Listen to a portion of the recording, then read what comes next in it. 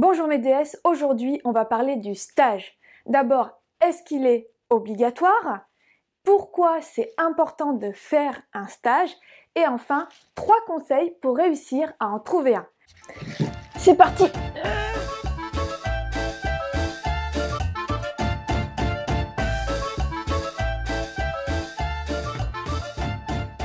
Pour rejoindre plus de 2000 motivés à réussir le CAP esthétique, abonne-toi à la chaîne et clique sur la cloche pour ne rater aucun de mes précieux conseils. Dans la description, je te mets un lien pour découvrir gratuitement ma formation pour réussir le CAP esthétique. Tout d'abord, est-ce que le stage est obligatoire quand on est candidat libre? Eh bien, pour répondre à cette question, on va se tourner vers le référentiel. On va aller en page 45 à l'annexe numéro 3. La période de formation en milieu professionnel pour les candidats libres. Selon l'article D337-7 du Code de l'éducation, les candidats majeurs au 31 décembre de l'année de l'examen CAP peuvent se présenter sans avoir suivi de formation. Aucune attestation d'expérience professionnelle ou de période de formation en milieu professionnel ne peut être exigée. Pour l'épreuve EP3, le candidat présente son dossier à partir de la lecture de la définition de l'épreuve. Toute familiarisation avec le milieu professionnel ne peut qu'aider le candidat. Cependant, cette démarche relève de son initiative et de sa responsabilité. La traduction au final de ce paragraphe, c'est que on ne t'offre aucun cadre légal pour faire ton stage, car tu ne peux pas avoir de convention de stage, car tu ne suis pas de formation. En d'autres termes, va te faire. Je reviens donc sur la convention de stage. Comment faire quand tu n'as pas d'école et que tu ne peux donc pas avoir de convention de stage? La convention de stage, c'est un document qui est obligatoire lorsque tu veux effectuer un stage en entreprise. On dit qu'elle est tripartite car elle est signée par 3 parties. Elle est signée par l'organisme de formation ou l'école. Elle est signée par l'entreprise qui va te recevoir, donc ton tuteur de stage, c'est lui ou elle qui va signer ce document, et enfin par toi-même. Cette convention de stage est donc ensuite éditée en 3 fois et chaque partie va récupérer cette convention de stage. Dans le cadre légal, cette convention est obligatoire et permet entre autres de lister toutes les actions qu'il faut mener pendant le stage. En règle générale, si tu n'as pas de convention de stage, il te sera quasiment impossible de faire un stage. Alors, quelles sont les autres solutions? Si tu as moins de 25 ans, tu peux t'adresser à la mission locale. C'est ce que moi j'ai pu faire quand j'ai passé mon CAP esthétique en candidat libre. Eh bien, j'avais moins de 25 ans. J'étais très jeune.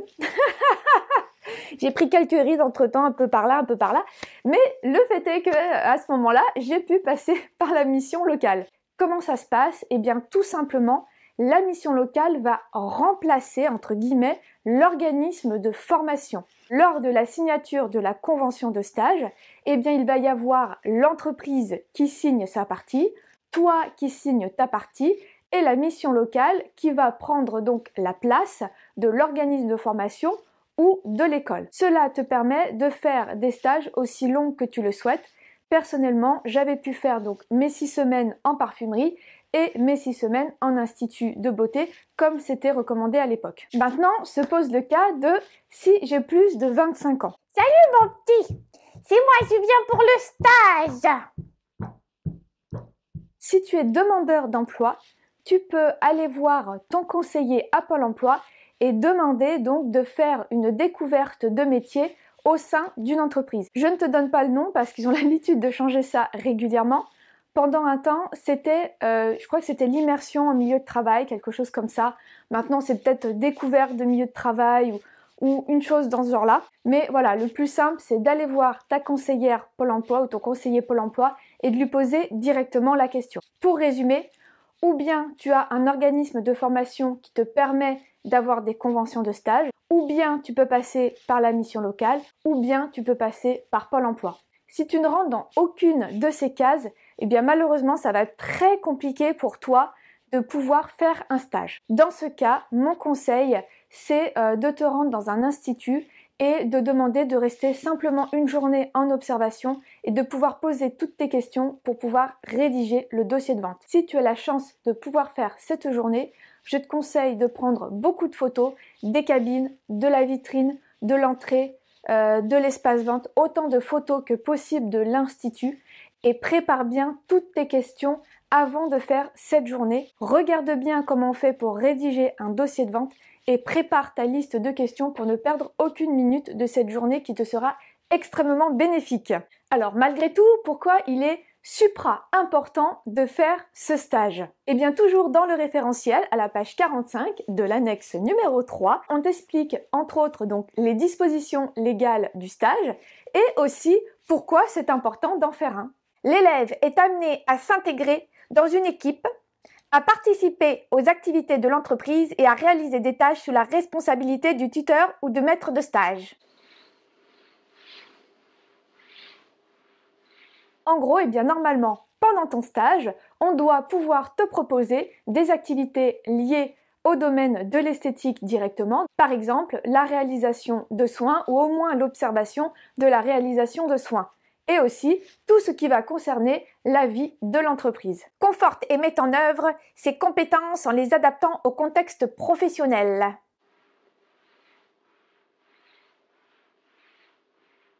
En gros, tu vas mettre en application ce que tu apprends pendant ta formation. Donc par exemple, réaliser des épilations peut faire partie de ce paragraphe. C'est tout simplement l'application pratique de la théorie que tu vas apprendre au cours de ta formation. Développe des nouvelles compétences.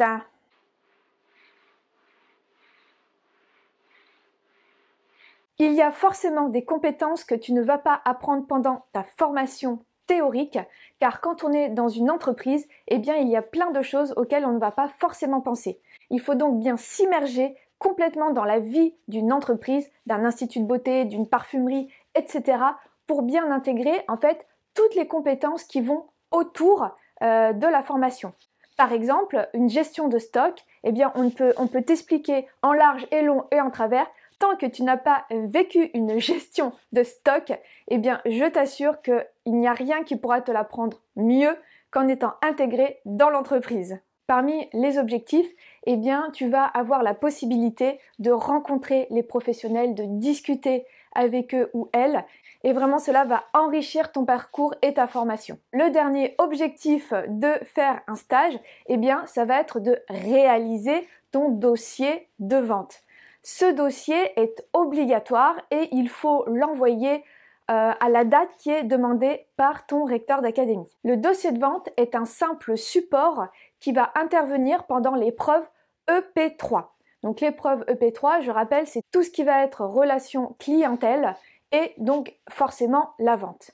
Eh bien, ce dossier que tu vas constituer, il faut absolument avoir une expérience professionnelle spécifiquement dans le domaine de l'esthétique. En effet, dans ce dossier, il va falloir présenter des notions que tu vas apprendre durant ta formation et qui concernent le pôle 3. Le dossier en lui-même n'est pas noté directement. Ce qui va être noté, c'est ta capacité à présenter ton expérience dans le domaine de l'esthétique avec ton dossier en support. Et bien sûr, il faudra savoir répondre aux questions du jury. Alors autant te dire que si tu n'as pas fait de stage, le jury va s'en rendre compte directement et ça va être compliqué ensuite de pouvoir faire valoir ton expérience dans le domaine de l'esthétique. Ne t'inquiète pas, le dossier de vente fait seulement 5 pages, mais il faut quand même avoir cette expérience professionnelle pour le remplir. Maintenant, on passe aux 3 conseils pour trouver un stage. Le premier conseil, c'est de faire une liste. Va sur Internet et cherche vraiment toutes les entreprises qui sont dans le domaine de la beauté et qui sont autour de toi. Donc dans les entreprises, bien entendu, tu as les spas, tu as les instituts de beauté, tu as les parfumeries, donc tout ce qui va être Nocibé, Sephora, Yves Rocher. L'avantage de Yves Rocher, entre parenthèses, c'est que souvent, ils ont leur gros espace de vente et à l'arrière, ils font des soins. Donc Yves Rocher, ça peut être un très très bon plan pour faire ton dossier de vente. Et tu peux aussi aller en parapharmacie. Moi personnellement, ce que je te conseillerais, c'est de sélectionner, si possible bien entendu, soit un institut de beauté qui a un espace de vente ou alors une parfumerie qui a un espace de soins. Ça te permet quoi? Eh bien de voir l'entièreté à la fois de la vente et des soins que l'on peut faire lorsque l'on devient esthéticienne. Comment établir la liste? Eh bien, tu peux par exemple aller sur Google et taper Institut de beauté. En général, tu vas tout de suite avoir une liste de tous les instituts qui sont répertoriés autour de toi. Tu peux aussi par là même chercher donc les spas, les thalassos et aussi les parfumeries. Dans ta liste, ce que je te conseille de faire, si tu as la possibilité et si tu sais utiliser ce qu'on appelle un tableur, donc sous Excel ou sous LibreOffice ou encore Google Sheet, c'est pas mal parce que tu peux organiser ça en colonnes. Donc par exemple, tu peux mettre sur ta première colonne, tu vas mettre donc le nom de l'institut. Sur la deuxième colonne, tu vas mettre l'adresse de l'institut. Sur la troisième colonne, tu vas mettre le ou les numéros de téléphone de l'institut ou de l'entreprise. Sur la quatrième colonne, tu mets un lien vers le site internet. Et en cinquième, si tu as la possibilité, essaye de trouver le nom de la personne qui gère l'entreprise. Pour constituer cette liste, je t'ai parlé de Google. Tu peux aussi faire appel à ton entourage. Peut-être que l'oncle, de la tante, du cousin, du beau-père, du frère va connaître une esthéticienne qui sera plus enclin à te prendre en stage puisqu'elle te connaît plus ou moins de façon indirecte. Si tu connais des personnes, c'est beaucoup plus simple pour trouver le stage. En dernier, tu peux aller poster dans des groupes ou sur les réseaux sociaux. Il y a parfois des esthéticiennes qui mettent des recherches de stage et donc tu peux postuler si bien sûr ça correspond à ce que tu recherches et si c'est à l'endroit que tu souhaites. Une fois que tu as tout listé, il va venir le deuxième conseil qui va être la rédaction de tes lettres de motivation et de ton CV. Alors ne t'inquiète pas la peine d'être Shakespeare pour rédiger un CV et une lettre de motivation. Être ou ne pas être, telle est la question. Le CV doit être hyper clair. C'est-à-dire que d'un seul coup d'œil, on doit pouvoir voir tes formations, tes expériences et éventuellement tes centres d'intérêt. Aujourd'hui, il existe beaucoup de modèles. Inspire-toi-en pour créer un superbe CV le plus clair et le plus carré possible. Car quand on est dans le domaine de l'esthétique, le côté professionnel compte. Il faut faire ressortir ça dans ton CV. La lettre de motivation, pour moi, c'est un peu plus compliqué que rédiger le CV. Il est important de te mettre à la place de la personne qui va lire ta lettre de motivation. Qu'est-ce que tu peux dire à cette personne pour qu'elle ait envie de travailler avec toi et envie de te prendre en stage? Tu peux éventuellement commencer par faire un plan pour réfléchir à ce que tu vas écrire dans ta lettre de motivation. Une fois que tu as établi ton plan et que tu as rédigé ta lettre, il faut absolument te relire et la faire relire si tu n'es pas sûr de toi au niveau des fautes d'orthographe et des tournures de phrases. Lors de ta rédaction de ta lettre de motivation, tu peux par exemple faire le lien entre toutes tes expériences précédentes et le stage que tu veux faire dans l'entreprise. Alors, je t'ai dit de faire plusieurs lettres, mais bien sûr, la structure, la présentation va être la même. Ce qui va changer, ce sont tes motivations propres à l'entreprise. Tu ne vas pas faire la même lettre de motivation que tu vas faire pour Yves Rocher que pour une esthéticienne qui vient d'ouvrir ou qui a sa propre marque. Dans ta lettre de motivation, n'hésite pas à mettre en avant les compétences que tu as déjà.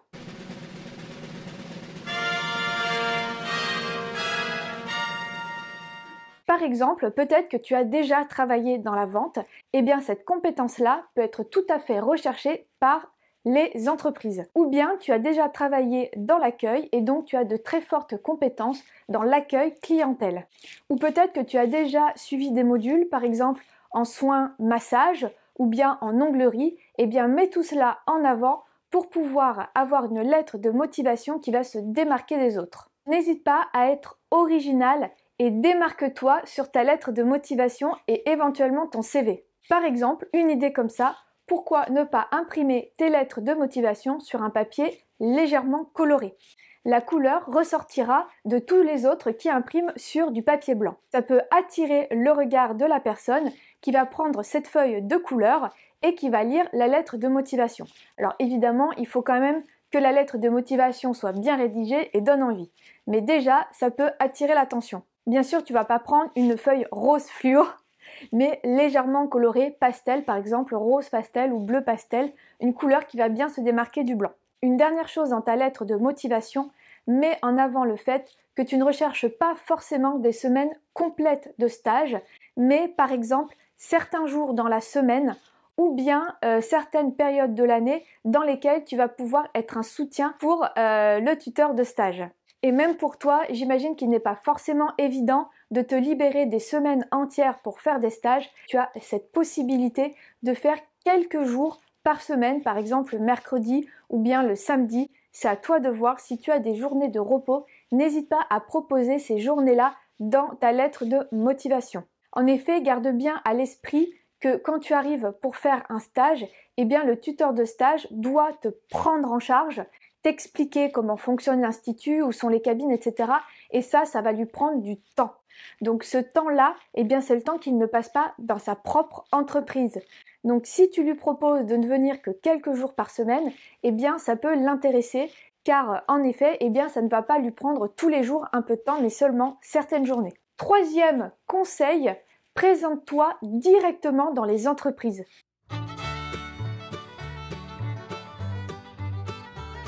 Si tu envoies ton CV et ta lettre de motivation par courrier ou par email, il y a de fortes chances que ton CV et ta lettre de motivation passent soit à la poubelle, soit aux oubliettes. Le fait de te présenter en personne va montrer ta motivation et ton envie de trouver un stage dans l'entreprise dans laquelle tu te rends. N'hésite pas à demander à parler au responsable pour lui présenter ta lettre de motivation et ton CV et demande s'il est possible d'avoir un rendez-vous pour éventuellement effectuer le stage. Voilà, cette vidéo est terminée, j'espère qu'elle t'aura plu. Si c'est le cas, clique sur j'aime, mets toutes tes questions en commentaire, j'y répondrai avec plaisir et partage la vidéo sur tes réseaux sociaux.